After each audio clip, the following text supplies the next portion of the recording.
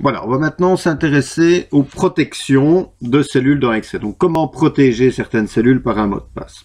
Alors, dans l'exemple ici, on va faire en sorte de protéger toutes les cellules, sauf celles qui ont été mises en jaune ici. Donc, j'imagine, je partage mon classeur avec plusieurs utilisateurs, et je ne veux pas que les autres utilisateurs puissent modifier les formules qui ont été introduites, les intitulés de colonne ici. Voilà, tout ça, je ne veux pas qu'on puisse y toucher, je veux simplement qu'on puisse accéder aux cellules que j'ai mises en jaune ici, qui sont simplement les variables. Je vais enlever cette couleur jaune qui n'est pas nécessaire. Voilà, alors pour faire ça, ça se passe en deux temps. Premier temps, je vais devoir déverrouiller toutes les cellules qui ne seront pas affectées par la protection. Et là, en deuxième temps, on va protéger les cellules qui sont verrouillées. Donc je déverrouille les cellules qui ne seront pas affectées par la protection, et 2, je protège les cellules verrouillées. Donc pour faire ça, je sélectionne les cellules qui ne seront pas affectées par la protection, je fais un clic droit sur ma sélection, et je vais sur format de cellules. Dans la boîte format de cellules, je fais passer l'onglet protection en avant-plan. Et dans cet onglet protection, je désactive la case verrouillée. Donc ça veut dire que ces cellules ne sont plus verrouillées. Alors si on ne fait que ça, ça ne sert à rien. Après, il faut protéger. Donc voilà, verrouillé, je confirme en cliquant sur OK. Et maintenant, je vais protéger ma feuille de calcul. Donc pour protéger ma feuille de calcul, je vais dans l'onglet révision. Et dans le groupe protéger, j'ai un bouton protéger la feuille. Je clique sur ce bouton protéger la feuille.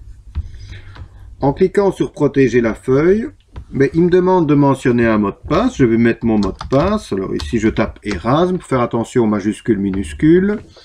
Et donc, il me met bien qu'on va protéger la feuille et le contenu des cellules verrouillées. Donc, je protège uniquement les cellules verrouillées par mon mot de passe ici. Alors, autoriser tous les utilisateurs de cette feuille à sélectionner les cellules verrouillées, ça veut dire que tout le monde pourra cliquer sur les cellules. Sélectionner les cellules déverrouillées, pareil. Format de cellules, si je coche ceci, ça veut dire que malgré ma protection, tout le monde pourra changer le format des cellules. Par exemple, changer la couleur, etc. Donc, je ne veux pas, je laisse ça comme ça. Je clique sur OK et je confirme mon mot de passe. Il faut prendre la peine de lire le message qui est mentionné en dessous. Donc il nous dit que si on oublie ou si on perd notre mot de passe, il va être impossible de le récupérer. Il est recommandé de conserver en lieu sûr une liste des mots de passe et des noms des feuilles et classeurs correspondants. Et il met, n'oubliez pas que les mots de passe respectent la case. La case, c'est les majuscules. Je confirme en cliquant sur OK. Et voilà, ma feuille est protégée. Donc ça veut dire que ces cellules-ci, elles ne sont pas affectées par la protection. Je peux encoder. Il n'y a pas de problème. Par contre, si je veux modifier par exemple la fonction qui est introduite ici en F4, dès que je veux modifier cette protection, hop, je suis bloqué. Il me dit la cellule ou graphique que vous essayez de modifier se trouve sur une feuille protégée.